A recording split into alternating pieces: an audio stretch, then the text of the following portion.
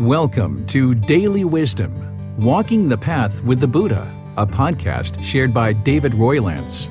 This podcast is dedicated to guiding you to completely eliminate the discontent mind and the suffering it causes by attaining enlightenment. Learn and practice the teachings of Gotama Buddha that will guide you to fully attain a peaceful, calm, serene, and content mind with joy. To support this podcast, visit patreon.com/support Buddha or visit buddhadailywisdom.com, where you will discover a full range of courses, retreats, and online learning resources to assist you on the path to enlightenment. Now, here's our teacher to share more.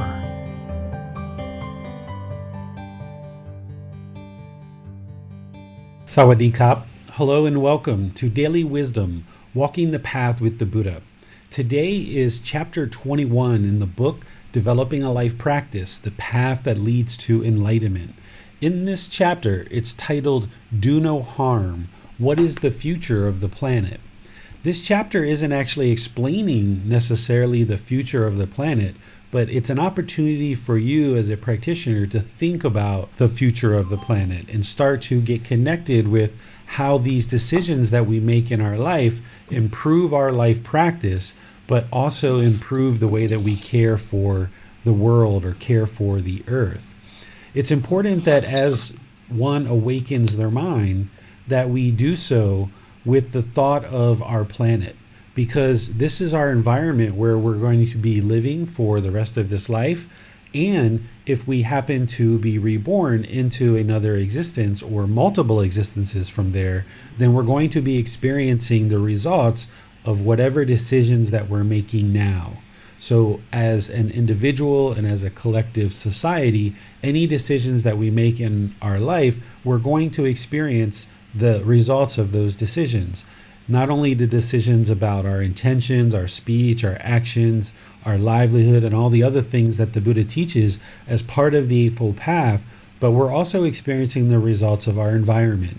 And over multiple generations, it's well known that the planet isn't in the best condition. As I've spoke in prior classes introducing this particular topic, this topic is really connected to climate change. And while some people consider that to be a topic of political nature, I don't consider that a political topic. I consider it just to be something that, as enlightened beings, as people who are looking to awaken our consciousness, be aware of the decisions that we're making and understanding the consequences of those decisions, that this is a topic that we should all be interested in understanding and helping us to improve our decision making as we go forward in life. Because as I mentioned, as a result of all the decisions that we make, we're going to experience the results of those decisions, both in this life and any future lives that we may experience. And even if we attain enlightenment in this life, there's going to be countless more beings that are going to need the resources of this planet in order to sustain their life and ultimately move to enlightenment. So it's really important as part of your journey to enlightenment that you think about the planet and you think about the future of this planet and how our decisions affect the future of this planet.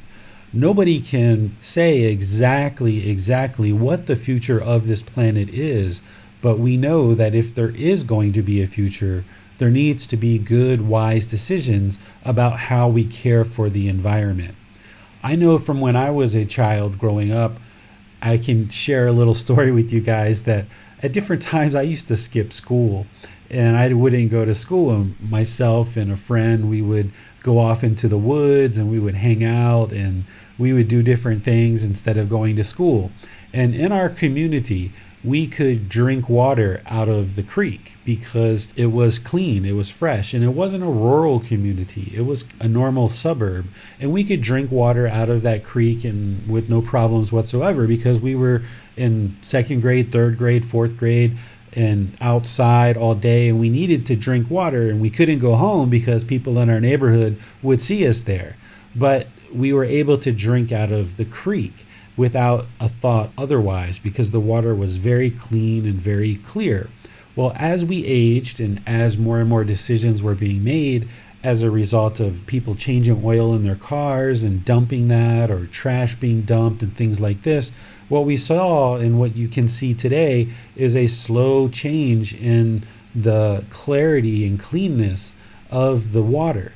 I am sure if I went back to those same creeks that I used to drink out of when I was in second and third grade, that water would be undrinkable today. And that is enough evidence for me to see that human activity and human population has definitely changed the face of this planet and the environment here. While the scientists have been sharing things with us that are happening in our environment and things that we need to improve in order to sustain the health of our planet, that is what they're sharing, and I don't see any reason why they would have to lie about that. But even disregarding that, if you've lived on this planet for any length of time and you've been observant of the environment around you, as I was as a child, you should have been able to see that the clarity of water and surface water has changed, that the weather is changing and becoming more and more drastic in terms of floods all over the world, significant increase in heat, more severity in winter storms, and things like this. And while we know things are impermanent and that change should be predicted as part of weather patterns and things like this, we also know that if we allow there to be too much change as a result of our decisions, that the consequences are that through polluting the earth, this planet isn't going to be able to provide the resources that we need in order to sustain our life. And through COVID and everyone being sequestered and isolated in their homes for extended periods of times, we saw a lot of the environment start to clean itself up. And that's the beauty about impermanence, is that any kind of damage that we've done as human beings through the unknowing of true reality that we were polluting and have been polluting the earth all these years and all these generations, as we choose to improve our decision making, the earth can actually repair itself and it can actually revitalize itself, as it's been doing since human activity on the planet has been drastically diminished through people being sequestered or quarantined in their home throughout the COVID time. We see drastic improvements to like the canals in Italy. At one time they were considered to be very dirty and there wasn't much wildlife there. Within a matter of a few weeks or months after COVID and everybody being sequestered, we saw wildlife coming back to the canals of Italy. There was dolphins and turtles and things like this that didn't exist prior to COVID, where there was a lot more human activity on the planet. We also saw a lot of pollution in certain Asian cities and other cities around the world as a result of automobiles and air travel and things like this, all significantly diminished as we changed our habits and we changed our behaviors through this COVID outbreak. We all as a human population were almost required to change our activity, and through doing so, we saw the earth kind of rebound in a certain way. But that experience of human activity being significantly diminished is temporary. Eventually, COVID will be eradicated and we will see that human activity will start to increase.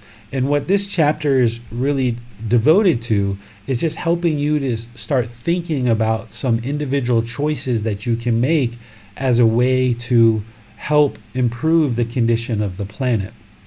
I shared a few examples in this chapter, and one of the examples that I shared was I noticed that the scientists said one of the best things that we can do in order to improve the health of our planet is not to waste food. This is something that we all have the ability to do, is to make sure that when we order food or we prepare food that we don't waste it, because there's a significant amount of resources that go into planting and growing and harvesting and transporting and packaging, bringing products for sale, purchasing those, bringing them home, preparing them, all this activity around providing food for human beings. And what the research shows is that about 40% of all the food is actually wasted. And that means there's a significant amount of air pollution, water pollution, and resources that are used in order to prepare this food and bring it to market that we're actually wasting. And by ensuring that we're not wasting food, it's one of the best things that we can actually do. And some of the research that I saw, they equated not wasting food to bringing a significant number of cars off the street, millions and millions of cars off the street through just ensuring that we eat all the food that we purchase and making sure food doesn't go to waste. So for those of you guys that have seen this chapter, at the very end of the chapter, I put a picture of some plates that were just empty with no food on it, because I think that just is such a beautiful picture to see plates that someone has eaten food and it's all completely gone at the end of the meal. There isn't any food left on the plate. It just looks so beautiful because we know that this is a huge contribution that we can make to the planet. Rather than share in this chapter what the future of the planet is, because nobody really truly knows 100%, because it's based on lots of individual decisions, and rather than give you all the information that is out there that scientists share today, which over time will be refined, instead I just use this chapter to bring to your attention that wise decisions are important to ensure the health of the planet for you in this life and all of our relatives who will continue. Should you attain enlightenment and not come back to this planet, there's going to be lots of people who are your relatives that are going to continue to need the resources here. And should you come back, you're going to need the resources here as well.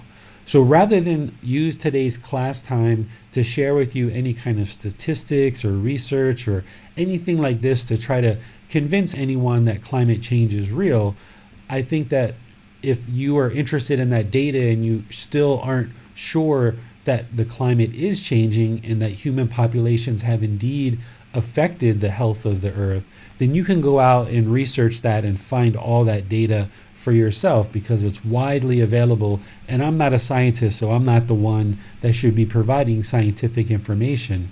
Instead, what I'm providing as a teacher is, in order for you to move to this higher consciousness, not only do you need to ensure you're making wise decisions along this eightfold path as it relates to all the other factors of the path, but that one factor of right action, not causing harm through our bodily actions.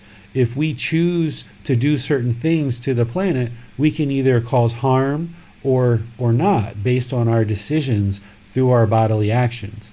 I know growing up as a child, when I first got my first car, I wasn't aware of this aspect of life. And I remember changing oil several times in my first car and just dumping that in the ground because I didn't know any better at that time. And the oil filter would just get tossed into the woods, for example. But then over time, we gradually started learning more and more about how we were polluting the planet, and I no longer did those things. And I chose to take my car to an oil change place that recycles the oil and ensures the oil gets to a place where it needs to be. There were countless decisions that we were making as children growing up. I remember driving down the street, and if there was trash in the car, we were taught to just throw it out the window. And that was when we were 6, 8, 10 years old. But then over time, people started becoming aware that this was harmful to the planet, and we all kind of learned to clean up our conduct and no longer do those things. And there's countless decisions like this that we have all come to be aware of and come to learn. And what I would like to do in today's class is to allow all of us to share certain aspects of how we've learned certain things about the environment and things that we've improved about our decision making that we consider to be an improvement for the health of the planet. So what I'd like to do is more kind of lead a group discussion where we can all share ideas about things that we've learned and things that we've chosen to no longer do, or things that we choose to do now that will contribute to the health of the planet.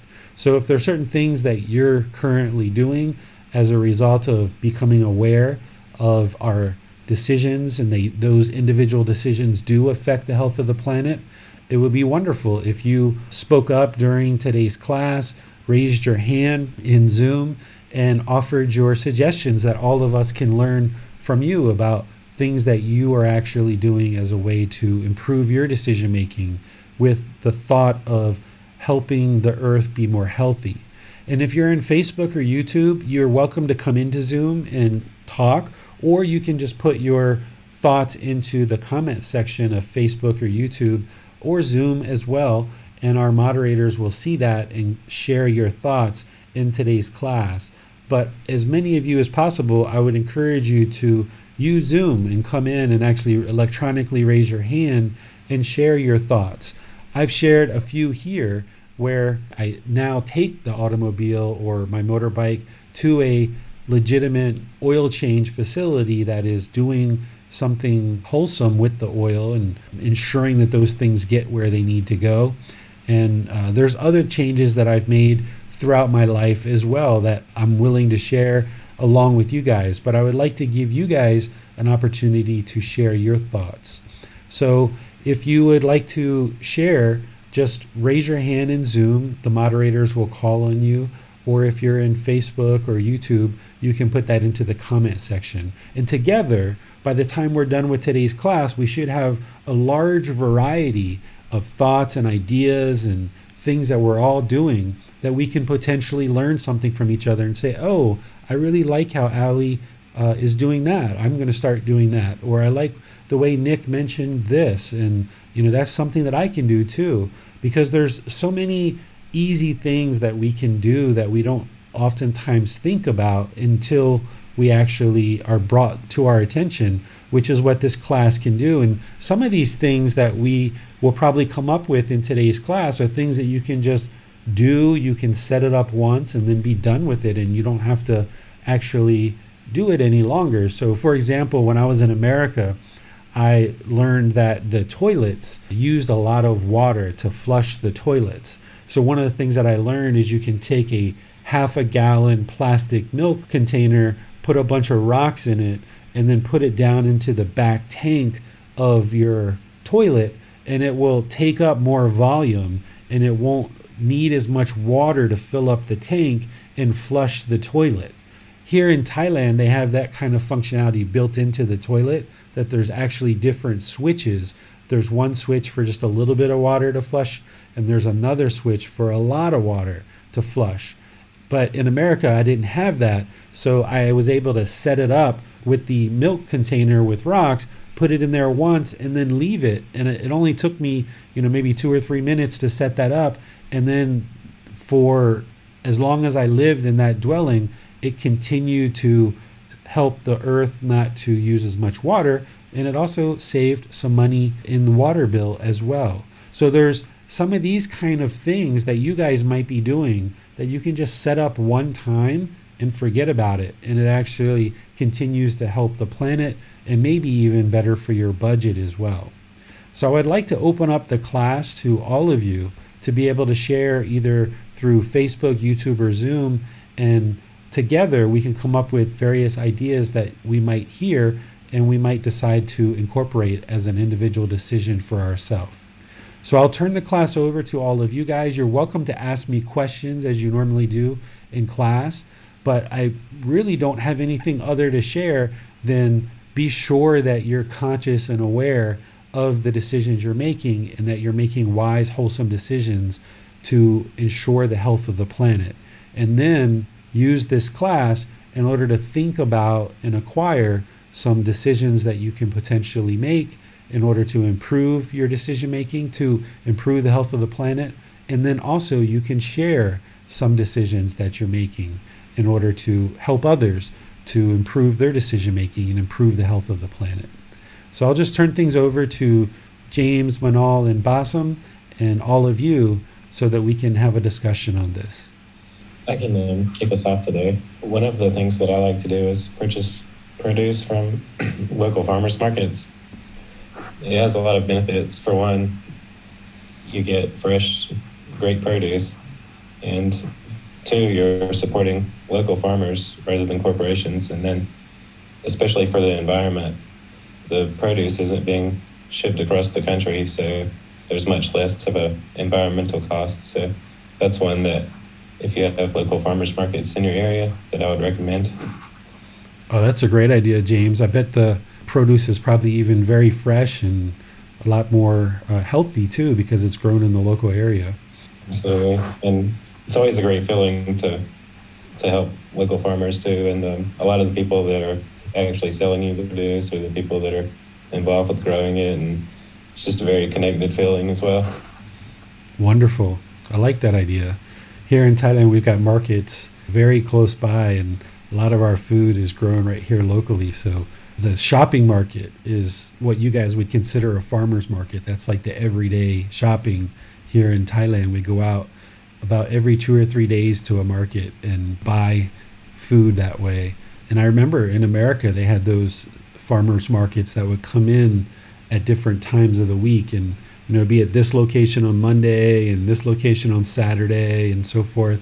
And once you learn those things, it can be, like you say, really fun to go back and connect with the farmers and the workers and get to know who's preparing your food, who's growing your food. And they take a lot of effort and energy to ensure that you have good quality food. Who else would like to share? Hi, I just wanted to share something which I participated in here in my town, which is something similar, which is rolling out in many towns, it seems, here in the U.S. They're called Buy Nothing groups online. They also go by maybe like a free cycle group or under other names. So basically, it's very community oriented.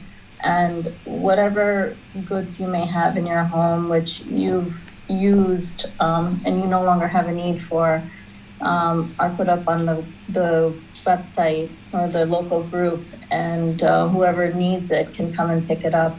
So there's sort of two things that happen here. One, the item does not go in a dumpster somewhere, which is perfectly good use, which could be used 2, 3, 4 times over, and it's being saved from going into a dumpster. And the second part is that you actually get to meet community members face to face, which is phenomenal, because otherwise you might not necessarily meet many, people in your neighborhood or in your town. It's very community centered. So I found the group to be very, very helpful in making sure that things are used well and that we're not just buying things. That's great, Manal. That's even a practice of generosity too, because you're freely giving something to somebody else without any expectation of anything in return. So not only is it helping the planet, but it's also helping your own practice of generosity and helping other people to acquire things that they may not otherwise be able to acquire. So that's wonderful.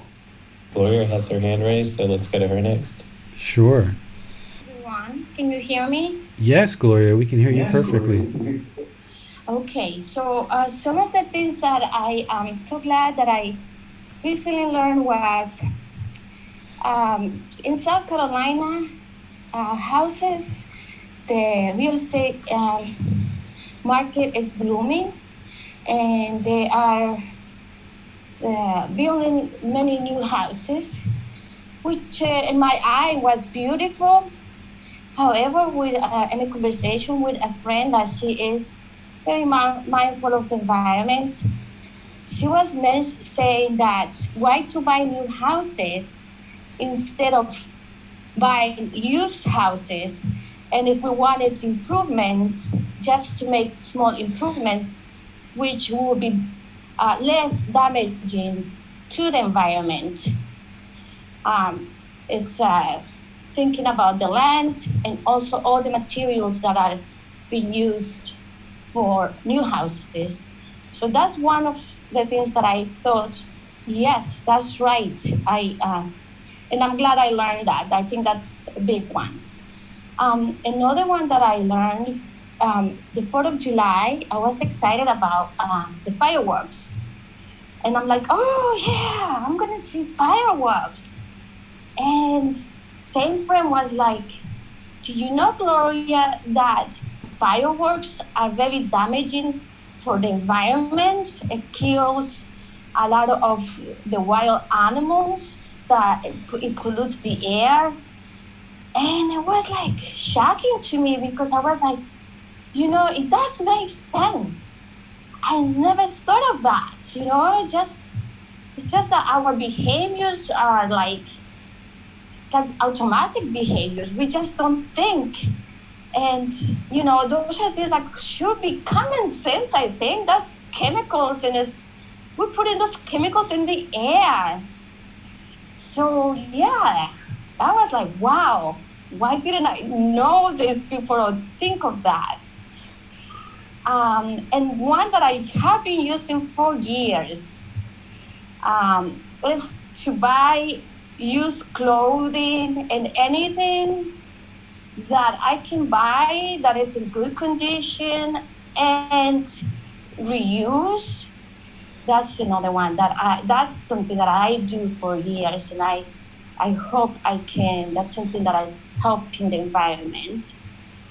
And of course, what James said before about the food is something that it's just has been the idea for many years, and that's something that it would be very helpful if many of us start doing that, which will improve the agriculture, will be less, which is saying is supposed to be very damaging as per I would say some research and maybe some videos that I have seen. So those are my ideas.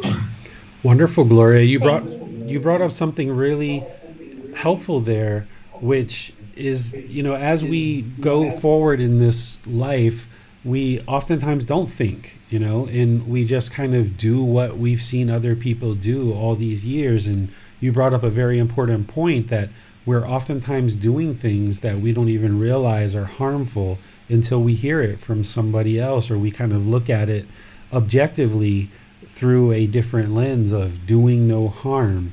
And you brought up that regarding fireworks, and I think that's an important thing for us to think about, that there's certain things that we've probably grown up with and we've been doing for a long time in our life, but if we pause for a moment like we're doing today, is become conscious and aware of the decisions we're making, that we can realize that some of the decisions we've been making in the past aren't necessarily so wise, and that we can improve our decision making and improve how the health of the world progresses, or how the health of this planet progresses. So thank you for bringing that up. And I can't help but notice your picture there in Zoom of hugging your tree. So very, very appropriate picture for today's class. Thank you for sharing. Let's go to Miranda next. Hello. So there's a bit of a story with this. This happened yesterday, really. We have just moved into this fifth wheel. So all of our water is on board. It's stored on board. We have a 30-gallon tank in the fifth wheel. And we had a water leak. We fixed that, so then we could actually use the water, run the water. And throughout the day, giving the dogs water, drinking water ourselves. John took a shower. I did the dishes. And even doing the dishes, I was trying to conserve water. You get the sponge wet, you turn the water off, you wash a dish, you turn the water on, rinse it off, turn the water off, And then I went to go take a shower. I got in, and the shower in the fifth wheel has a button on it to turn the water on and off. So you get wet, turn it off, soap up.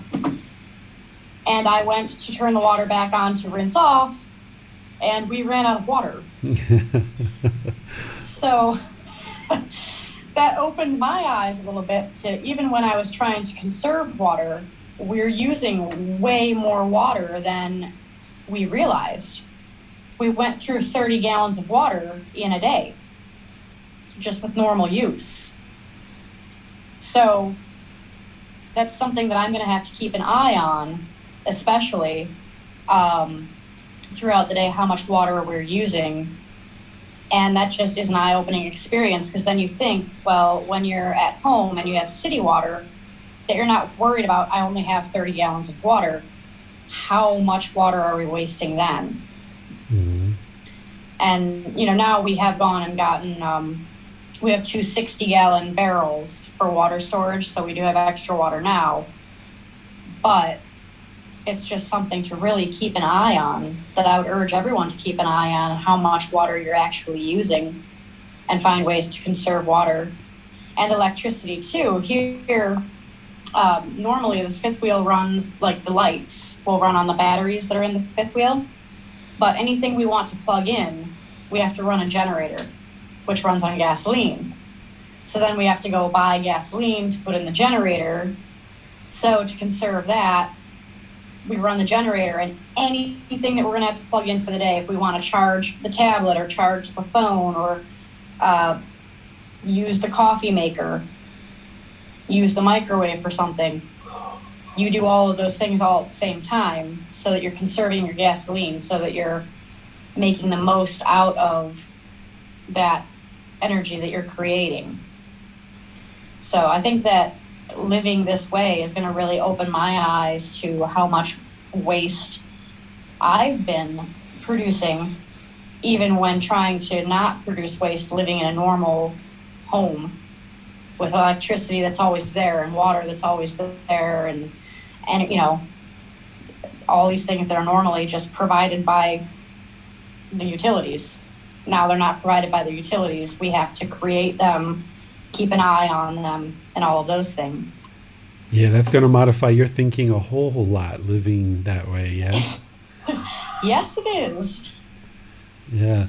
Well, one of the things that we have available to us that isn't exactly, the way that you're talking about living in a, kind of you call it a fifth wheel or like a RV or something like this, but people who live in a stationary home, nowadays we have those adapters that you can put on showers and faucets that reduce the amount of water that is needed in order to facilitate whatever it is that you're trying to accomplish with the water. And of course, with electric, there's light bulbs and appliances that take significantly less electric to operate. So those are things that, since we don't live in a fifth wheel like you, Miranda, those of us who live in an actual house can incorporate, and you put them in place once and then you basically forget about it, and that it's constantly saving those resources for us. But Miranda's going to have to do a lot of thinking on her own to adjust to this new lifestyle, yeah? Yes, even we switched when we were redoing the fifth wheel. John installed all of LED lighting, so they use much less energy, so the batteries will last much longer. Wonderful. Thanks for sharing. Did you have something else, Miranda? Well, I don't want to go on for hours. A couple of things though. I take old clothing that gets too holey to wear when it's threadbare, and I cut it into rags for cleaning. Or if it's like a big t-shirt that just has stains on it, I will use that to strain things. If you're making like a jelly or something that you don't want a bunch of seeds in, you can use those to strain through, so you're not using things that then get thrown away.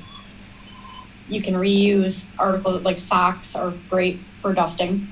You flip them over so the terry cloth side is out and dust away, and they grab a bunch of dust. I've cut up t-shirts to use for paper towel. Instead of using paper towel, you just have the scraps of t-shirts, big squares. Use them to dry your hands, use them for washcloths. There's a lot of things that we can do to reuse the items that normally would just be thrown away. Nice. And then we don't have to use as many paper towels. Mm-hmm. Very good. All right. Thank you, Miranda. Appreciate you sharing. Yes, you're welcome. Let's go to Nick now. Hi, Teacher David. Hi, everyone. Hello, Nick. I'd like to start with a story from a couple years ago. I remember I was walking into my brother's house. I was walking in with my aunt, my grandmother's sister. So she was in her 80s at the time.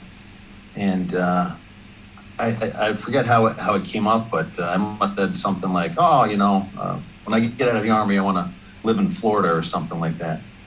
I was talking about the weather, And she said to me as we're walking up the driveway, she's like, I love staying in New York. We got the Four Seasons. I couldn't give up the Four Seasons.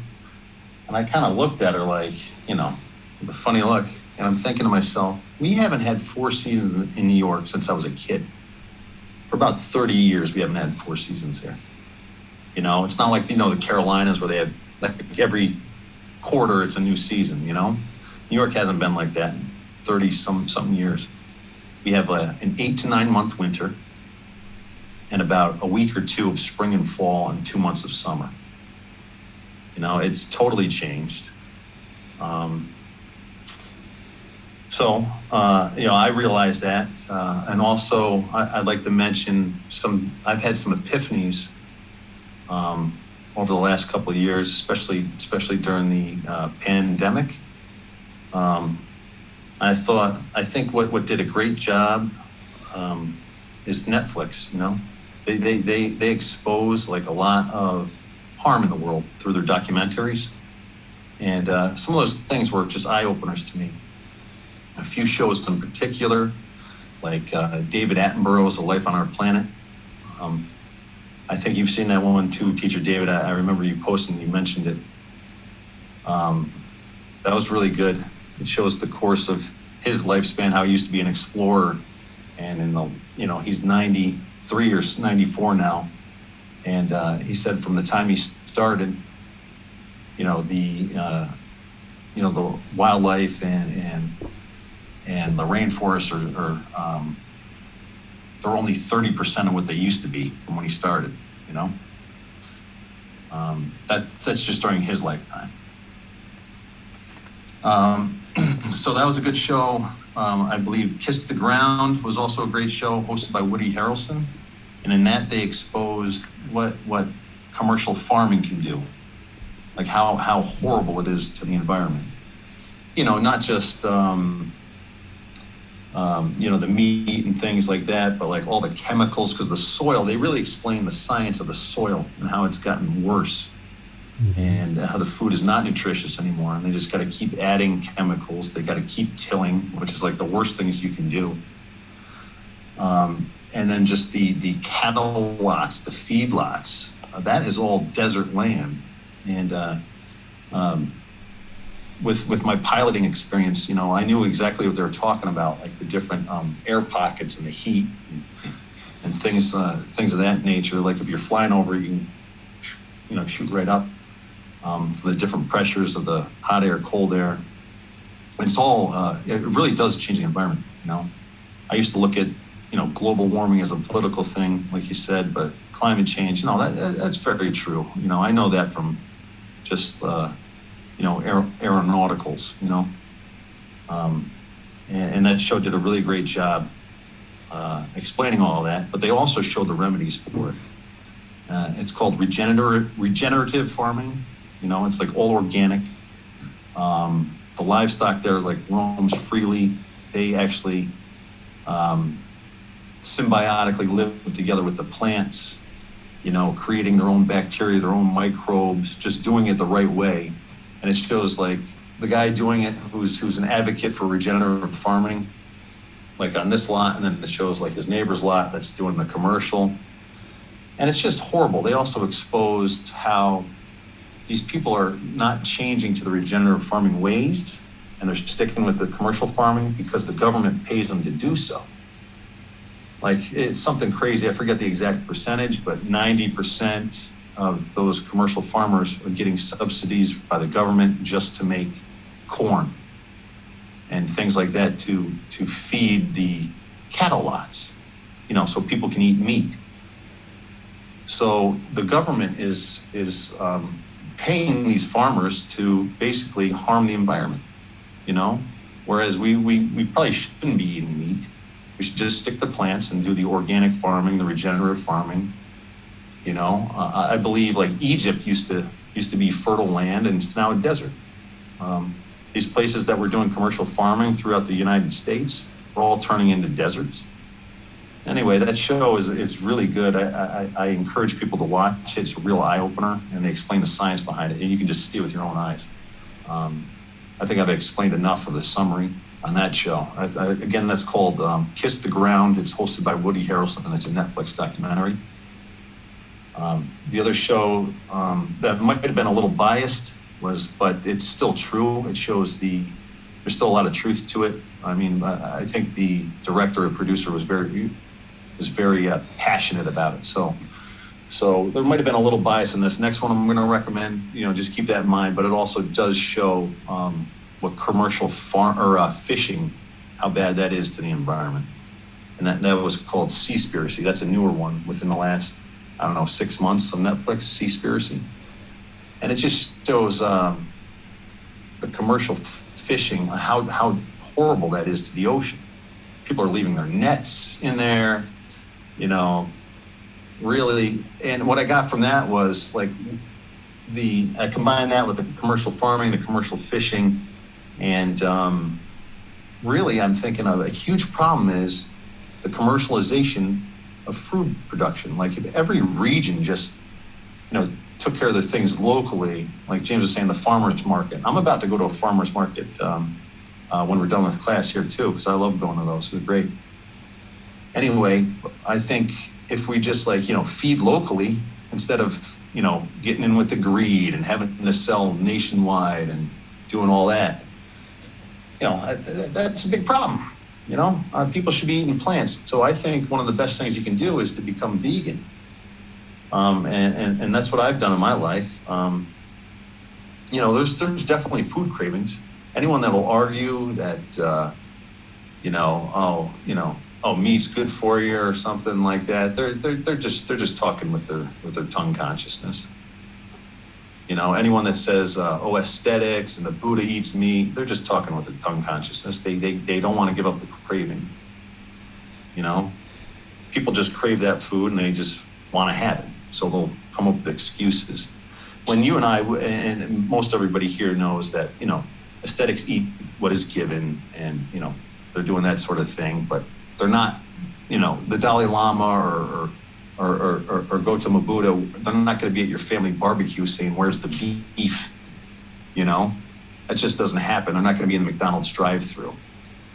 Now, aesthetics are going to eat what's given. That's part of the second precept, accepting what is given. But us householders and when the monks are at their monasteries, or if they have a choice in the matter, I should say, us householders, we have choice. We don't have to eat the meat. So that's following the first precept, not killing, and all the extensive definitions you gave us for that, the explanations in the book. So that falls right in line with that. That's true. So I guess, my biggest thing would be to going vegan. It took me about a year to transition because I was big into bodybuilding, the muscles, the working out. I thought, I needed all that, to maintain muscle and strength and energy. That's not true. I feel great. I have less inflammation now, sticking with a plant-based diet. An eye-opener to that, also on Netflix, is called Game Changers. They show no-meat athletes. Some of the best in the world aren't eating meat. So that helps with people that are, thinking that way. Any of your bodybuilders, any of your athletes. Oh, I need the meat. No, you don't. Check out Game Changers. That can explain it. It took me a little while, like I was saying, to become a vegan. First thing I dropped was the red meat. And then I became proletarian, where I had, just chicken, fish, and my fruits and vegetables. Then I would drop down to pescatarian. And I probably had some cheats in between along the way, for sure. But so I went from no red meat, proletarian, pescatarian, then down to vegetarian, and then I cut out the dairy products. So I've been vegan for quite some time. I think maybe towards the end of 2020, like around November 2020, I've been full vegan since then. But going slow, I found was the way to go. I didn't have my body didn't hurt or anything like that. Actually, I feel better. That's a big thing. So that's my tip there. and for the environment, for people to open their eyes. There's some good documentaries. I just wanted to say that in there and mention those. So if anyone, has time for a show, it's better to watch educational things over entertainment, I feel, if we're practicing. So those are some good recommendations. Hopefully you'll enjoy it. Other things that I've noticed and I've encouraged people to do was like our household, toiletries and cleaning products. I found a company called Grove, and I just get my products through there. They're like plastic free. They use all natural stuff, no chemicals. The paper towels, the toilet paper, it's all bamboo. Bamboo and like hemp products, they're great. They're fast growing. It only takes a couple weeks instead of, cutting down trees that have been alive for 50 years and they're supposed to live till they're 100 or what have you.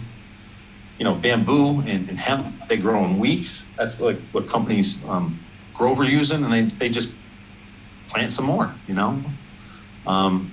They're chemicals that, like, the toilet cleaners or their products, like toilet cleaners, have no chemicals in it.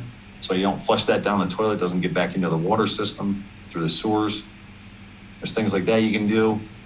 I also found a company here, I believe it's called Arcadia. Anyway, don't quote me on that, but because I know there is a company there, so I don't know if they're the ones that are doing this. But there's power companies in New York, National Grid or Niagara Mohawk.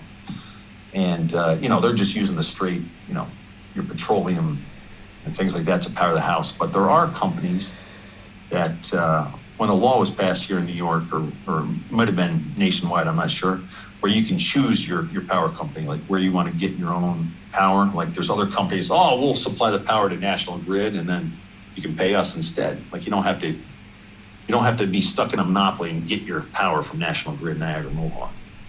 So there's this one company that is using solar power, and they're putting it back into like National Grid. But this company says you can like monitor your own power, and you're gonna see a difference. It's actually cheaper, so you save your money, and you can monitor it every day. They give you like a login, so it's not like you're losing any money. And if you do, you can cancel that month. So it's a pretty good thing to investigate. So what I'm saying is, there are things out there where you can change how you supply your power, depending on your region. It might be something to look into. You don't have to get, your standard coal petroleum power to your house. At least in New York, you could pay a different company that's using something wholesome that doesn't take anything. The sun is free. Wind is free too, Those are the tips I have. That's what came off to the top of my head. I do have a question for you later, Teacher David, about fluoride towards the end of the chapter. But I'll turn it over to you now and anyone else, and then hopefully I get to ask that if there's still time towards the end of the class. Thank you. Yeah, you're welcome, Nick. You can ask the question anytime you like. Let me just share something based on what you were saying, though, is when I was looking at the research for this chapter, the two things that I saw that were common across a lot of different sources is one, the one that I shared at the beginning where I talked about not wasting food. This was a common theme that a lot of the scientists were saying, that by just not wasting food, that's a significant improvement and a choice that we can all make individually. The second one, the second highest priority that was common amongst all of them, is one of the things that you're talking about, Nick, which is moving to a vegan diet. Sources were saying that these two decisions alone, if all human beings moved in this direction, that we would see significant improvement to the health of the planet.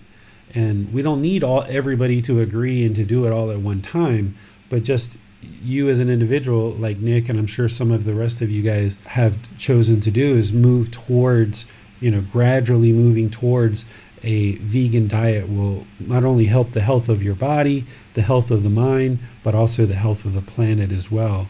That you won't be ingesting those chemicals and toxins and hormones from animals.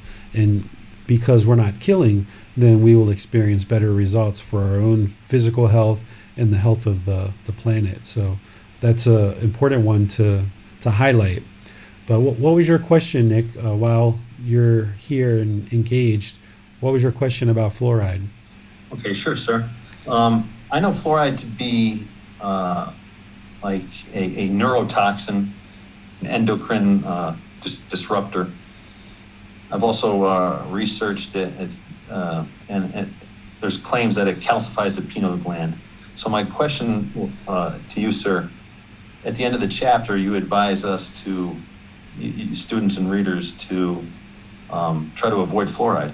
What are the reasons that you have? I was wondering if they're different than mine, or for what my research has found. Yeah, I just noticed that using fluoride, it actually affects the clarity of the mind. Without fluoride, you will notice more clarity in the mind. And I'm sure there's underlying scientific explanation, some of which you're probably explaining or more aware of than I am. I base that on my own experience, that in using fluoride versus not using fluoride, observing the condition of the mind. But I know that there is some research out there that shows that fluoride is harmful to the environment. It's also harmful to the human body, that if you have used too much fluoride, it can actually be toxic to the human body. But I don't know the level of research and scientific data that you probably are aware of. Okay, thank you very much, sir. I've noticed the same thing. I have more clarity in the mind without it. Mm-hmm. So I had fluoride-free toothpaste. I haven't had any new cavities, nothing like that. I mean, there's some good products just on Amazon. You can get, fluoride-free toothpaste by the same brands, even like organic brands. It's all good stuff. I know there's a lot of people have fluoride put in their water system, because there's like studies from 1940s. A couple scientists back then were like, oh, fluoride's great for teeth. And then no one's ever researched it again. They just dump it in the water. But how is anyone to say how much tap water people are drinking, how much they're cooking with, and then they brush their teeth with it, Yeah, if you look at those people dumping the fluoride into the water supply, they're wearing full hazmat suits when they're doing it. Right. So if they're wearing full hazmat suits while they're dumping this chemical into the water, should we really be drinking that stuff? I don't think so. I believe it to be a toxin, and I've had more clarity of mind, easier to focus without it. The other one I mentioned there at the end of the chapter is MSG. If you guys are familiar with MSG, it's monosodium glutamate. This is put in a lot of snack foods. It's also used as kind of like a meat substitute. It's kind of a cheap way to bring out the flavor of certain foods. So you'll see this in snacks, really inexpensive snacks. You'll see it in certain soups or packaged food. And if you look for that, what you'll notice is that it creates headaches in the mind, and it creates some muddleness in the mind. And when you eliminate MSG from your diet, you won't experience those headaches, and you won't experience that muddle-mindedness. You'll experience more mindfulness, awareness of mind, and you'll experience more concentration. So I kind of just gave you guys a few things to kind of look at as it relates to what you're putting into the body. And also, as you're pointing out, Nick, that those decisions also impact the health of the planet as well. All right, so it looks like we're ready for the next person, James. Thank you, Nick. I wanted to mention Manal's comment that she's also seen that following a vegan diet has cut inflammation. And to echo on what Nick said, I've constantly noticed that I hear about high-level athletes who are going with a vegan diet, and high-level athletes, they depend on their body for their livelihood. So you can imagine that if a high-level athlete is making that decision with the science that their trainers are following, that we can all do that. And it's also an act of loving kindness, because I've heard so much about how if the world was following a vegan diet, then there would be much less hunger and much less starvation because of the amount of food and energy that it takes to fuel the meat trade and things of that nature. And I think it's probably never been easier to be a vegan as well, because there are so many options out there for us, even for people who are accustomed to eating meat, there's a lot of options that can help people transition, Impossible Burgers, things of that nature. So yeah, I think that that's really important, what you guys have been saying. Yeah, that's another good point. Not only do you eliminate the toxins that you're putting into the body as a way of switching over to vegan, but also it takes a lot less resources to grow plant-based food than it does to grow meat, because there's lots of research that shows, a certain acreage of land produces X amount of kilos of meat versus that same land produces an exorbitant amount of plants, and plants that we can eat that can be shared around the world because there's famine. When COVID first came on, I looked because we weren't sure how many people are going to die. We still aren't sure how many people are going to die. But in the last year, I think it's up to about 4 million people that have died of COVID, or the last year and a half. But I was surprised to see that every single year, something like 9.6 million people die of hunger. So that's like 2 COVIDs every single year is happening. So through switching over to vegan food, like you're sharing, it creates more resources to produce more food in the world, and we can stamp out hunger through doing that. And these are individual choices we can make. We don't have to wait for somebody else to tell us to do it. We can just do it ourselves. But 9.6 million people a year die of hunger. That's a real shame. That can all be resolved through better, wiser choices and through generosity, giving and sharing. Absolutely. Let's go to Donnie next. Hi, thanks, James. Just like to share a few things that I personally do. I have a 2.5-year-old kid, and I really realized that kids, they grow up very, very fast. So what we do is we do our best to use old clothes that's been handed over by other parents, and we do very much our best not to buy new ones, although they are very, very cute, because that will lessen the amount of resources that we will be using for the clothes. And on a more personal level, like for myself at home, a lot of people were talking about just now, like Miranda, talk about water. For me, I actually use the water that is being discharged after washing clothes. I'll collect that water, I use it to flush toilets. So that will actually be a very huge water saver, because actually for flushing water, that is one of the biggest consumption of water that we use day-to-day basis. Yeah, and when I go outside, I like to have a drink with me sometimes, so I'll bring my own collapsible silicone cup, so I don't use the plastic cups that they use. Yeah, and the last thing I like to share is for me, my wife always poke fun on me from my head to my toe. I only use 1 bar of soap. I don't separate facial cleanser, shampoo, etc. Just olive oil, soap. That is the most basic ingredients, don't have a lot of chemicals.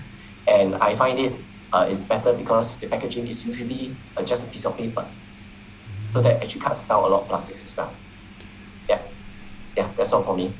Very nice, Donnie. Yeah, one of the things that's interesting about all these ideas that you guys are sharing, and something that Donnie shared too, is that it actually is less expensive for us to practice in a way that is helpful for the planet. So like you using clothing from your other people to clothe your daughter, and by reusing water from the washing machine to flush toilets, not only is this better for the planet, but it's also better for our wallet, in that we have more resources available for us and to share, and that we don't have to work so hard to be able to live and exist in the world. We can actually significantly reduce our cost of living by being more conscious and making wiser choices about how we use the resources on the planet. So this is very good. Thank you guys for sharing these thoughts. Do we have others who have ideas or other thoughts to share? One suggestion that I would make is that we put ourselves in nature and we really look at the natural environment and the beauty of it. And I think this can be helpful to put us in the present moment and help us be appreciative. And it can help inspire us, and it can help us, instead of focusing on what we're giving up and all the things we're talking about, it can help us focus on what we're preserving by that, and the beauty of the natural environment, and what we're preserving for ourselves and for our children and for future generations. And I think that can also be really helpful in this. Yeah, I agree. I think that the decisions that we're making now are absolutely affecting our life now and affecting the future too. All of us who are involved here, in a matter of 10, 15, 20 years, as we're all making these decisions more and more throughout the world, we will see that the planet will repair itself. We already saw that with just the year of COVID, of people significantly reducing their activity on the planet. We saw the planet starting to recover. And, imagine more and more and more people functioning that way and not going back to old habits. We'll see improvement. And it really comes down to our own individual decisions. Sometimes when there's these thoughts that come to our mind, we think like, what can we really do as an individual? Of course, large corporations and politicians and people who are in positions of power have more ability to make wider ranging decisions that affect the world and larger populations of people in ways that we necessarily can't. But our own individual decisions certainly can lead to improved results. So I would encourage everyone to not discount your own personal decisions, that through you making wiser and wiser choices, you'll see how you're improving the condition of your mind through the Eightfold Path, but we're also improving the condition of the planet through wiser and wiser decisions as well. Let's go to Chrissy next. Hi, I'm not sure, can you hear me? Yes, we can hear you. Okay, thanks. First of all, I'd like to thank everyone for the great suggestions. The kids and I have gotten some wonderful ideas. And I wanted to share a little bit about some of the things that we do. I'm not sure if you're familiar. There's a company that's called Norwex. And what it is they are rags.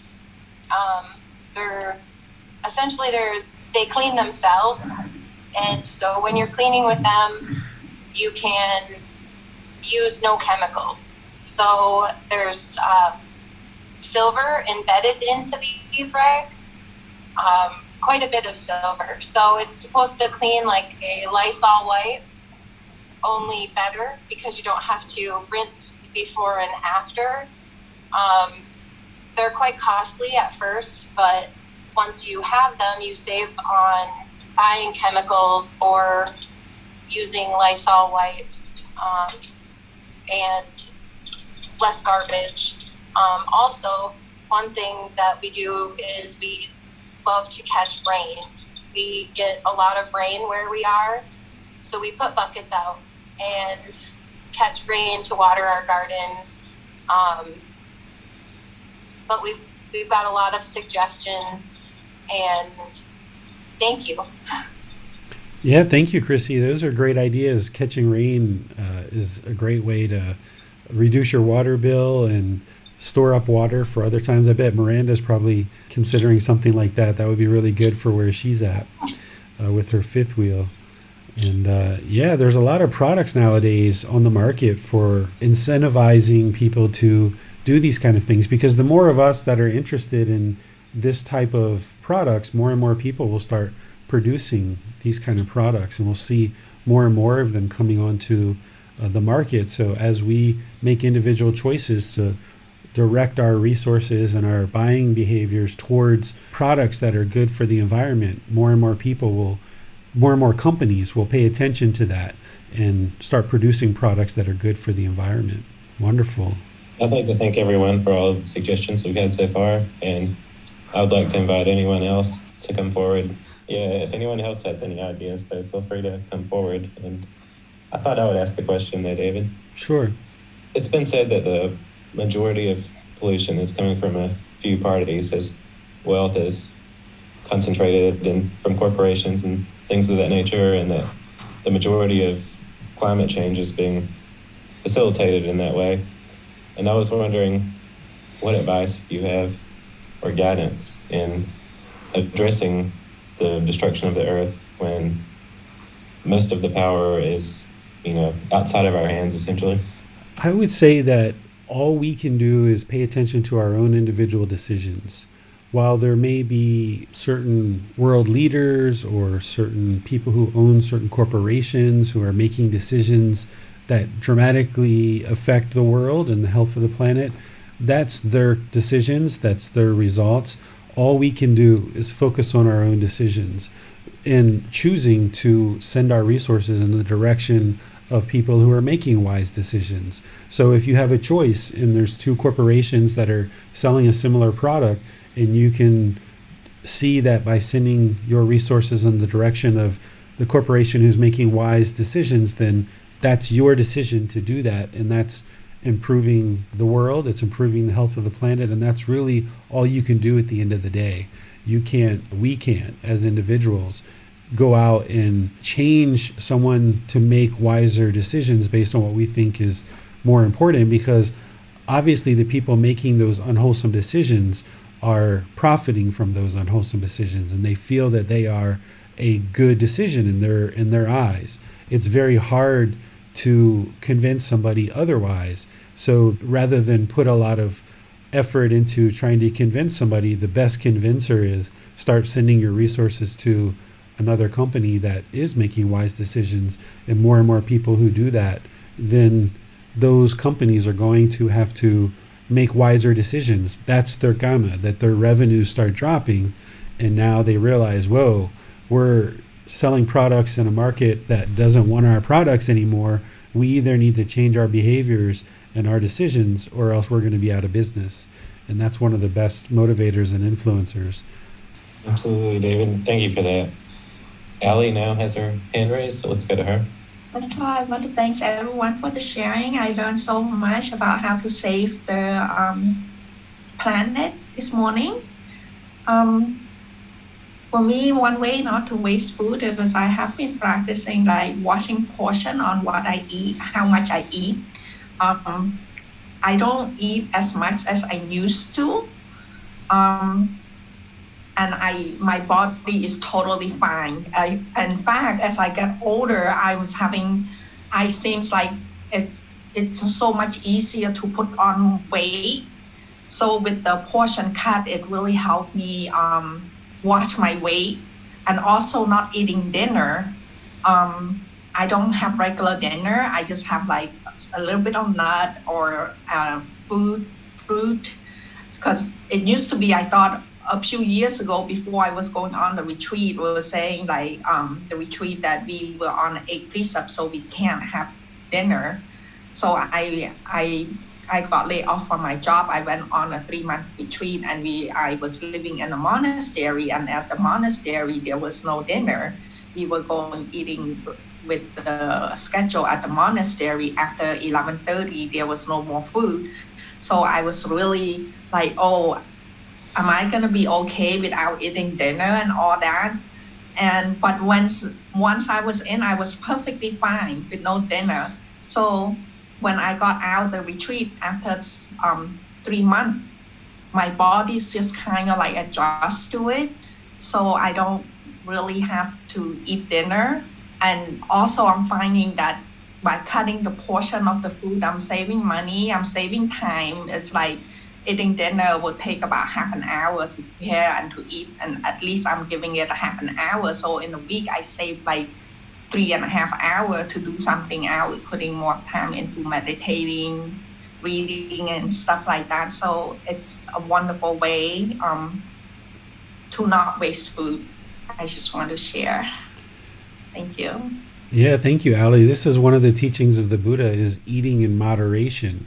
You know, during his lifetime, he only ate once a day, and that's what a lot of people choose to do. And he ate before 12 noon to give the body time to digest. So not only is there less resources expended because you're eating less, not only is the body not working as hard, but you'll notice that your health will improve because the body's not working as hard, and you're also not having to work as hard in order to acquire the resources to pay for that food. And then, as Ali's saying, you also get more time in your life to do other things.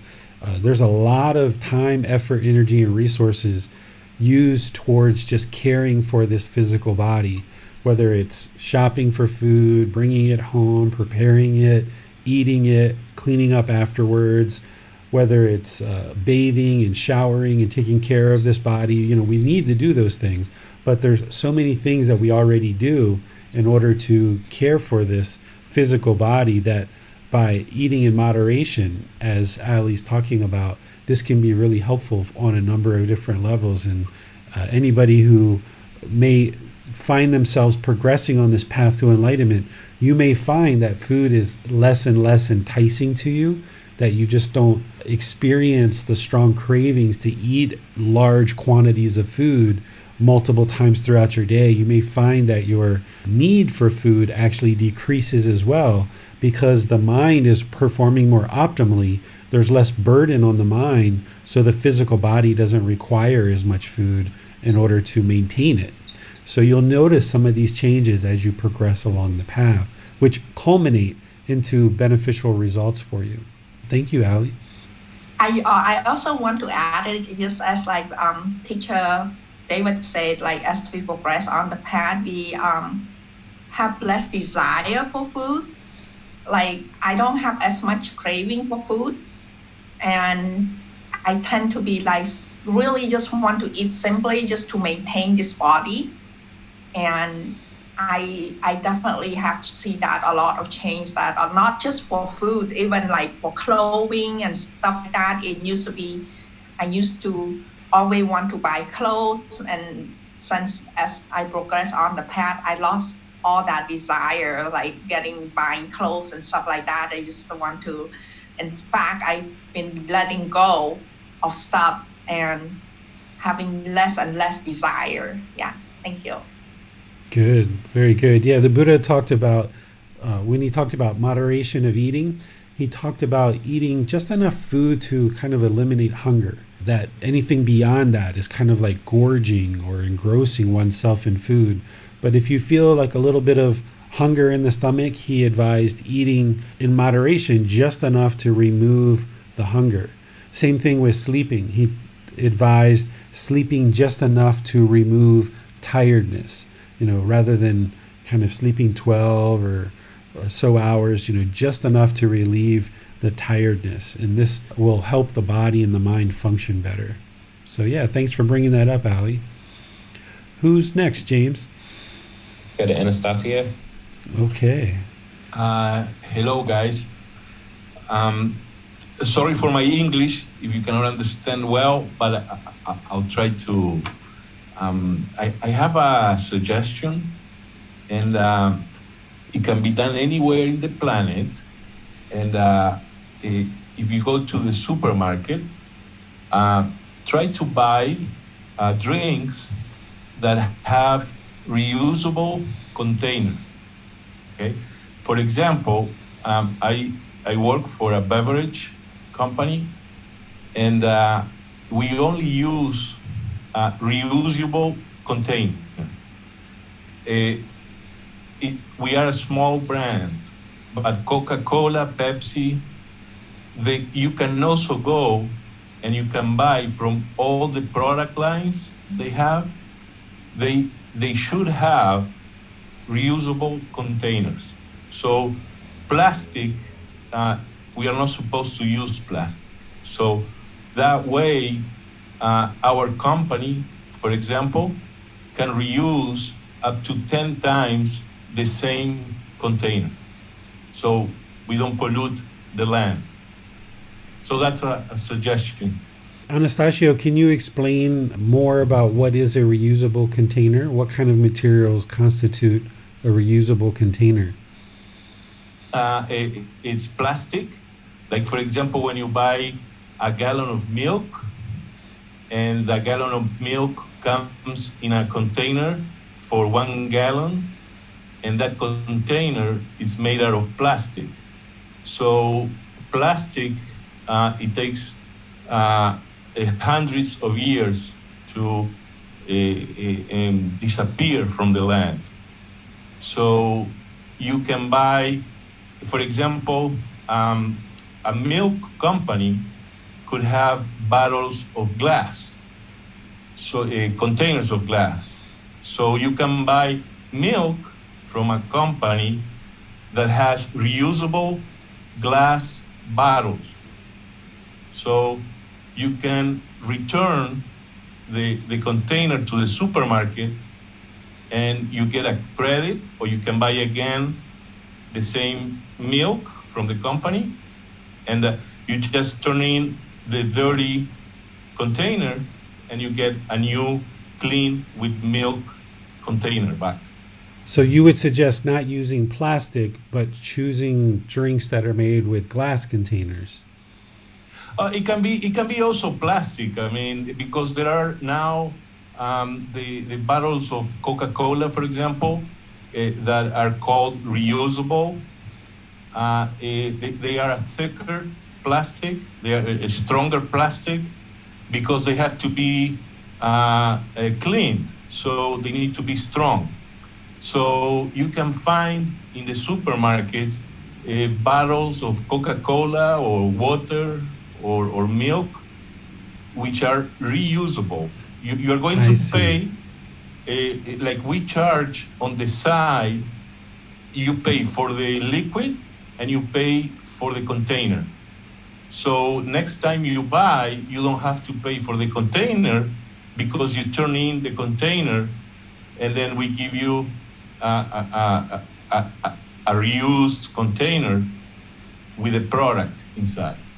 So it can be any material. The thing is, you cannot, in order not to throw it out to the land, to the garbage. I see. I understand. This is what we had when I was growing up as children, that when we used to buy sodas, it was in a glass bottle and we would pay an extra penny or a nickel or a dime in order to purchase that drink. And then when we would go back to the store, we would turn that in and get our deposit back. So I see what you're saying. It's just a container that you use and you consume the product and then you return the container to be used again as a reusable container. Yes, exactly. And they are doing now small companies and big companies, multinational companies, and they are trying to, there is like a 60% ratio that they save on buying new containers. So that means that we are saving thousands and millions of kilos of plastic, for example. So I think it's a good idea and we use it. So that's my suggestion. Okay, thank you. Yeah, that's a really good point. Our water here in Thailand is that way. We have our drinking water delivered and it's in a big 20-liter bottle. And then they deliver 9 of those. And then, every month or so, they will come back and collect those and deliver more. But we've put a deposit down for those bottles. And then if we finish with that company, then they'll give us our deposit back. So there hasn't been any generation of constant water bottles. It's just being reused over and over and over again. So yeah, I understand. Yes, the more we do it, the better. The more people doing that, it will be better. Mm-hmm. Yeah, excellent. Thank you for that suggestion, Anastasio. Your English is wonderful. We can understand you very clearly. Yeah, thank you. You're welcome. Thank you. Let's go back to Gloria. I'd like to piggyback on Anastasio's. Like if we go to buy some coffee, let's say we go to Starbucks, we can bring our own cups, and that's another good way, or any other place is a good way to also use less plastic or containers. And also, we haven't mentioned when we go to the groceries, instead of using plastic bags, bringing our own bags. That's another way to use and reuse and to protect the environment. Yeah, that's a good point too, Gloria. I know a lot of governments are starting to eliminate plastic bags from merchants and stores. I know here in Thailand, a lot of the major retailers no longer have plastic bags, and we all need to take bags with us if we're planning to buy a lot of stuff, and use our own bags, reusable bags. So kind of right along the lines of what Anastasia was saying, is not only in consuming certain beverages or products, but using reusable bags when we purchase things as well. So it eliminates and reduces the amount of waste that shows up in our garbage. So yeah, very good point. Do we have any other people who have things that they would like to share, either in Facebook, YouTube, or Zoom? You can share through the comment sections, or you can raise your hand electronically in Zoom and share that way as well. I thought I would ask a quick question, David, while we wait on any other potential ideas. Sure. We often hear about how climate change is an issue that humanity has a limited amount of time to act on in order to save the Earth. And I was wondering, does the cycle of rebirth at all depend on Earth continuing to exist? The cycle of rebirth will continue, but there needs to be beings that are able to be born. So if we don't meet the needs of the scientists and what the scientists are recommending, the planet is going to continue, but we're going to get over that irreversible stage where the weather systems and the health of the planet is just going to continue to deteriorate, and we're not able to recoup. I think that is kind of like in the next 8 to 10 years, that if we don't make drastic changes, we're going to kind of fall off the cliff, so to speak. So if we make those changes, of course, the planet is going to continue to get better and better as we all make wiser decisions. But if we fall off that cliff, then the health of the planet is going to continuously deteriorate, and the cycle of rebirth is going to continue. There's still going to be beings being reborn, but those beings coming back into the world are going to meet with conditions that aren't very conducive to sustaining life. So it's going to be more and more difficult for those beings to ever experience enlightenment, because they're going to be so busy with dealing with all these environmental conditions that are very difficult to deal with. But if the planet for some reason completely deteriorated for some reason, and there were no longer any beings alive, then the cycle of rebirth, we don't know. The Buddha never explained what would happen. But if there's no more beings that are able to be reborn, then there's not going to be any rebirth. There may not be any more human beings. There may not be any animals. But there's also these other planets in the world too that we know nothing about, very little about. And for sure, there's beings in other parts of the universe that exist. We can't be the only ones. It would only be our ego that would think that there isn't any other beings anywhere else in the universe. So there's those beings that are also experiencing the same natural laws of existence as we are. So perhaps, I don't know, but perhaps if this planet ceased to exist and beings are still available to be reborn, then perhaps they're going to be reborn on another planet. But we really don't know 100%. But as we fall off that cliff, if we fall off that cliff, it's going to make it more and more challenging for people to attain enlightenment, because they're going to be so consumed with just sustaining their life based on the environment that is harsher conditions than we're experiencing today, that it's going to be significantly more difficult. And this is why anyone who's alive today should be actively working to eliminate this cycle of rebirth by eliminating discontentedness and attaining enlightenment, because why take our chances and come back in a future life not knowing what the condition of the planet's going to be. So it's best to be able to attain enlightenment in this life now, and then just be done with it all. We have a comment from Mercia. We harvest all the rainwater which falls on the roof of our house. It goes into the gutters and then into 2 5,000-liter tanks. We use solar power to heat our water and supply most of our electricity needs. Wonderful. Yeah, I think people call that living off grid, right?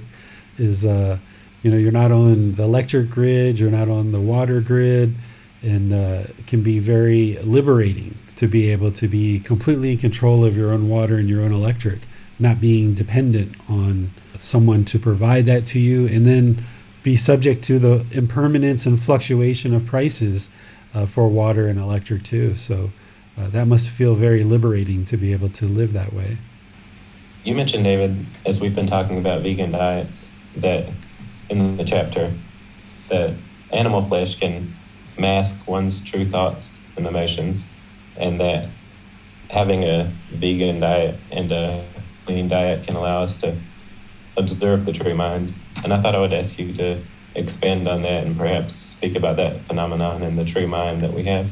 Yeah, when beings are being killed, for example, pigs or chickens or cows or any other beings that are being killed, the stress releases certain endorphins and chemicals in their bloodstream and in their meat, and this is being ingested along with all the toxins that are in the meat. There's been research that shows that even wild fish, for example, there was a fish pulled out of a river in Washington State, a river that was known in America to be very clean. They pulled out a wild salmon, tested the flesh, and they found over 190 different substances. Some of those substances were things like cocaine and antidepressants and things like this, because the water table is so polluted from all these chemicals that we've been producing and flushing down the toilet, flushing down our sinks and things like this, that even wild animals are ingesting this stuff. And then when we kill those animals and eat it, we're ingesting it ourselves. So for someone who continues to eat meat, they're ingesting a bit of cocaine, a bit of antidepressants and other toxins that pollute the mind and make it difficult for you to be able to observe your true thoughts and your true feelings. But also, as beings are being killed in a slaughterhouse or in any other way, even wild animals, there's a certain amount of endorphins that are released into the bloodstream and into the meat that you will absorb as part of eating the flesh of animals. And that will affect your own emotions and your own thoughts and your own feelings. When you eliminate meat and other animal products from your food intake, you will see the clarity of the mind improve. Not only will you see things like Manal and Nick mentioned about reduction of inflammation in the physical body, you also see elimination of digestive issues. If you end up with diarrhea or food poisoning or stomach cramps as a result of bacterias and things like that related to ingesting meat, but you'll also see the clarity of the mind improve because you won't be ingesting these toxins and these endorphins that are in the meat that you eat. And you'll observe this over the course of about the first 2 to 3 months as you start phasing away and you switch over to a plant-based food supply. The first 2 or 3 months, you'll notice a big difference. But by the time you get to the 6-month mark, that's where you'll really notice that your own body has cleared out all those toxins that you were once ingesting, and you're no longer being influenced by that. And you'll get more awareness of mind and more clarity of mind, and you'll feel more calm as a result. So this is an important thing that you can do that's going to improve the health of the planet, because we're not killing and harming and taking up all the resources to produce all these beings, but also it affects you on an individual level. This is why if somebody else kills an animal and you ingest it, you're still being affected by your choice to ingest it. Some people, even within Buddhist communities, say that if somebody else kills the animal, then it's okay for you to ingest it, that you won't have any unwholesome results or any unwholesome karma. But that's with them not observing that the real karma is coming from your decision to eat the meat, and the meat is tainted with toxins, hormones, drugs, pollution, that as you eat it, it affects your physical body. It doesn't matter who kills it. That's part of it. The person who's killing it is creating harm, and they're going to experience unwholesome results based on their unwholesome decisions, but also the person who's ingesting it as well. The way that you can think about this is that if somebody else stole a car and then they gave it to you and you're driving the car, who's going to get in trouble for driving the stolen car? It's you. Even though someone else stole the car, you're still driving the car. You're going to be affected by your decision to drive the stolen car. It's the same thing with eating the flesh of animals or any animal products, even eggs and dairy and things like this, that even though somebody else is involved in the production and manufacturing of those products, by you ingesting it, it's actually causing harm to the physical body and to the mind.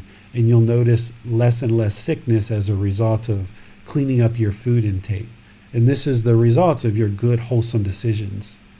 As we speak about the pollution of the mind, it reminds me of a quote from chapter 21. You said, "The destruction of the planet is a direct result of the destruction of the mind of all of humanity. The pollution of the mind of all of humanity can be seen in the pollution of the planet." I thought I would ask you to also expand on this point and explain this phenomenon as well. Yeah, so as you guys have learned in this program, the three primary challenges in the mind, the three primary problems in the unenlightened mind are craving, anger, and ignorance, or unknowing of true reality. You can also describe that as greed, hatred, and delusion, or unknowing of true reality, or confusion. So as part of the craving on the planet, this drive, this desire, this greed to produce, make money, gain material wealth, and people are driven thinking that happiness is acquired through material possessions. This is why we see massive amount of over farming. This is why we see hormones being injected into animals in order to grow them faster. This is why we see chemicals and fertilizers and pesticides being used to grow crops and produce more on land. We see an enormous amount of greed, wanting material wealth, and to be able to produce food that can sit on a shelf for longer and longer periods of time, because this produces more money for the companies and the individuals who are involved in producing that.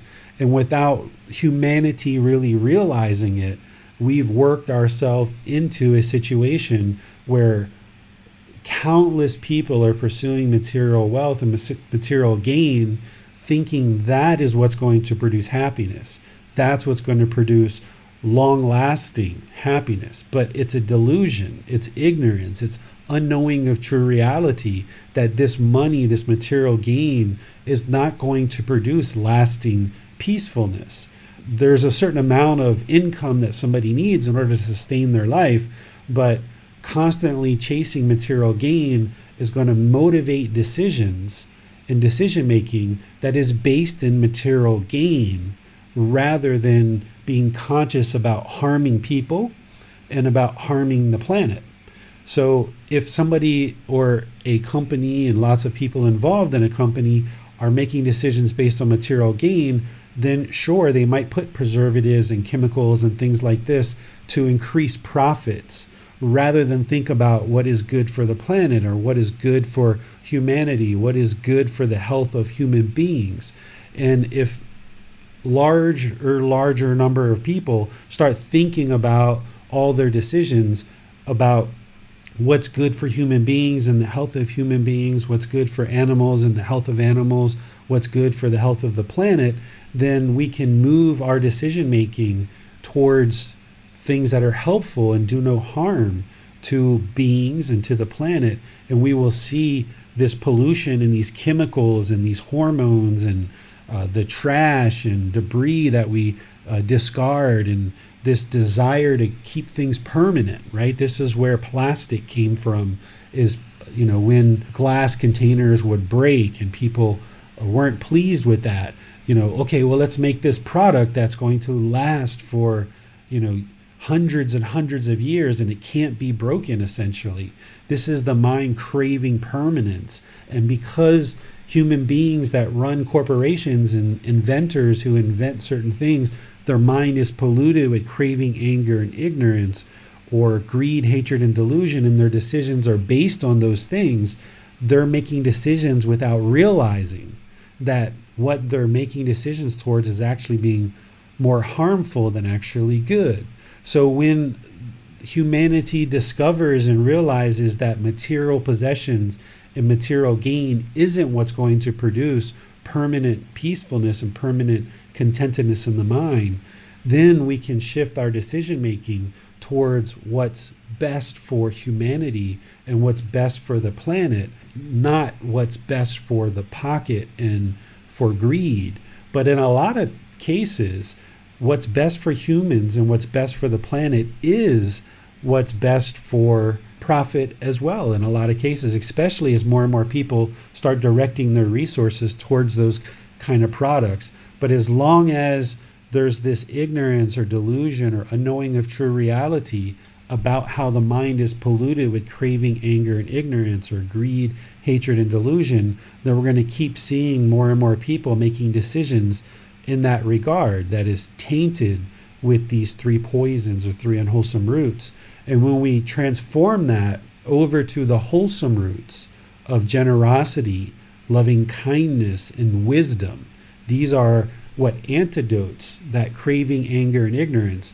The antidote is generosity, loving kindness, and wisdom. And when more and more and more people start basing their decisions in those, then we will see that there'll be better and better decisions being made at corporate levels, at the level of like world leaders, and then also on our individual levels in our own homes as well. So we will be able to gradually, as a humanity, clean up these decisions that we're making and base our decisions in the three wholesome roots, rather than what we've been doing for so many countless generations, is basing our decisions in the three unwholesome roots. And that's what's led to all the pollution in the world, is that we're basing decisions in the three unwholesome roots rather than the three wholesome roots. It does seem that purifying the earth relies on purifying the mind. And as we know, we purify the mind through the teachings. So in some sense, purifying the earth can be best accomplished by supporting the teachings. And do you have any advice on how we can do that?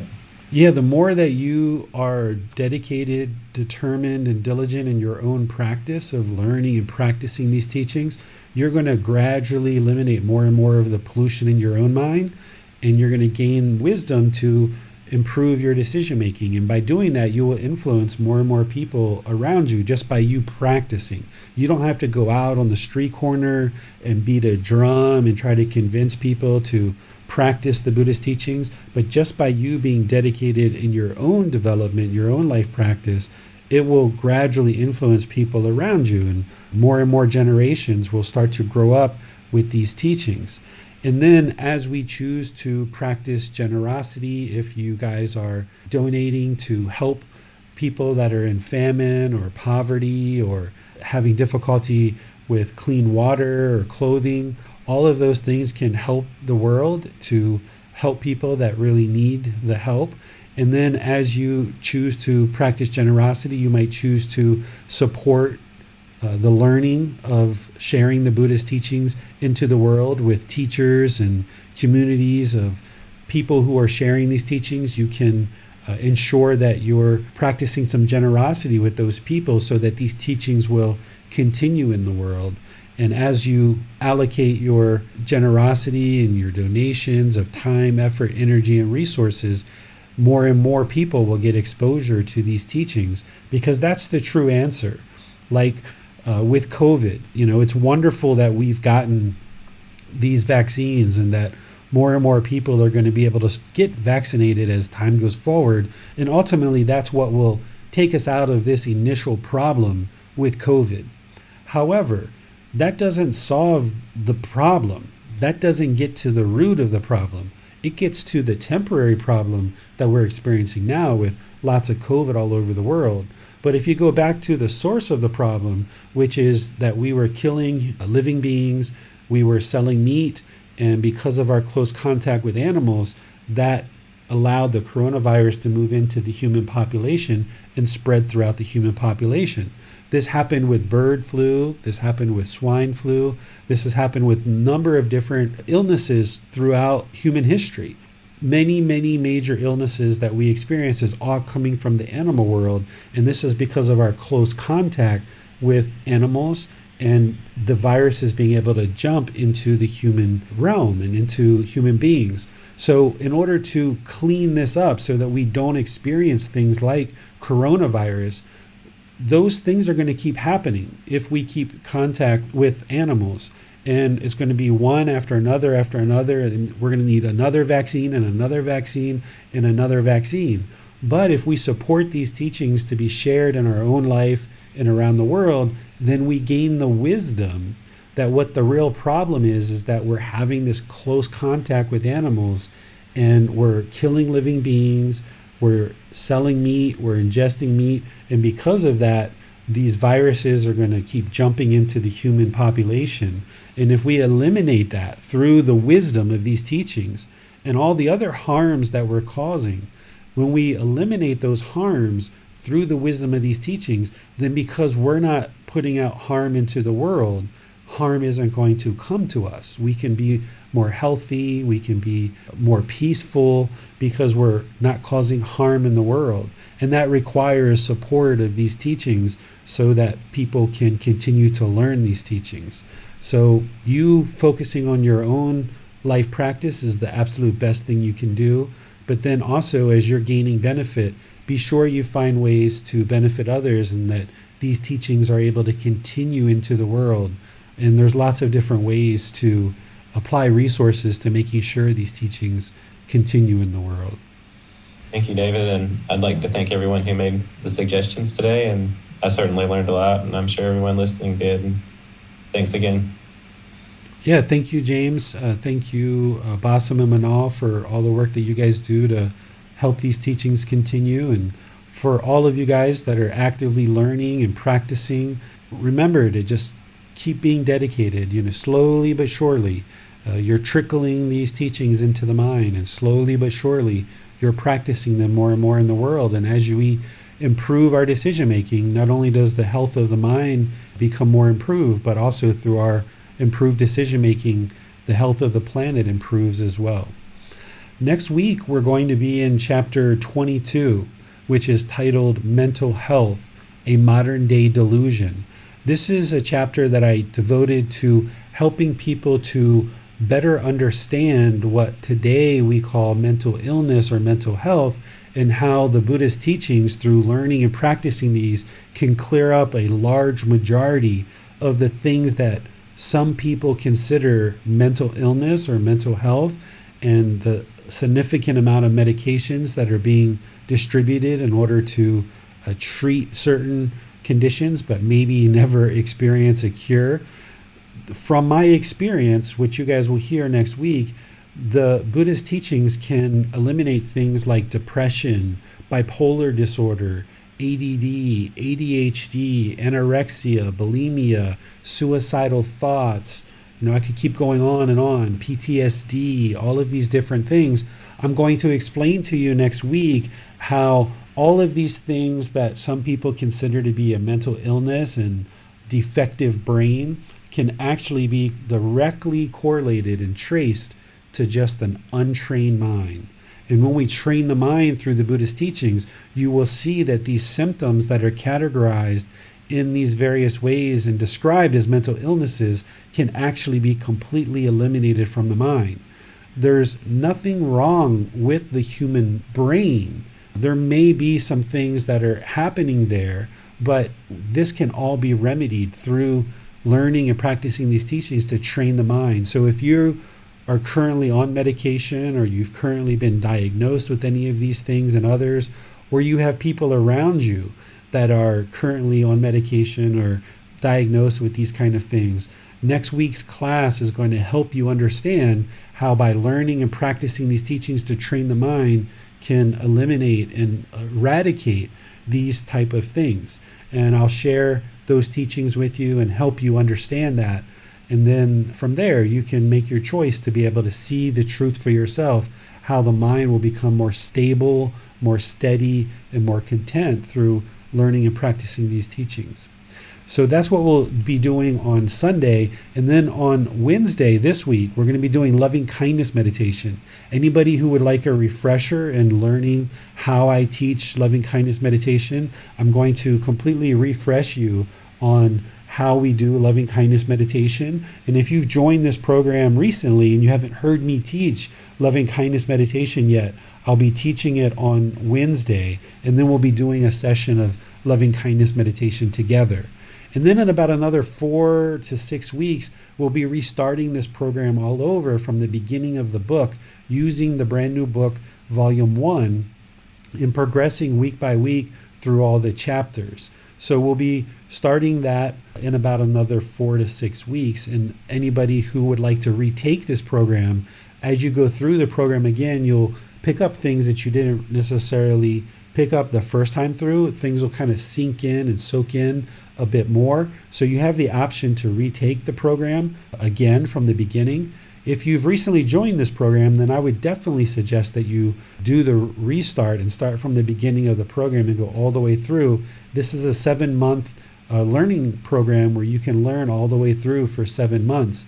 And then for some of you guys who may be interested to move from this program into the Pali Canon and English study group, that's restarting on August 7th, which is only another 2 weeks from now. And some of you might choose to actually do both programs at the same time if you have the time available in your schedule. That program is on Saturdays at the same time, 9 o'clock Thai time. So you guys will have some choices coming up. Do you repeat this program or start it from the beginning if you're new to this program? Or do you take this program and the next program together? Or do you move from this program to the next program? Totally up to you. If you would like my thoughts, you're welcome to private message me or schedule a personal guidance session to talk about that. I would probably ask you a bunch of questions to understand where you are in your practice to give you any kind of advice, but you probably know yourself what would be best for you. Either way, I'm here to support you, whether you retake this program or you move to the new program or you do both at the same time.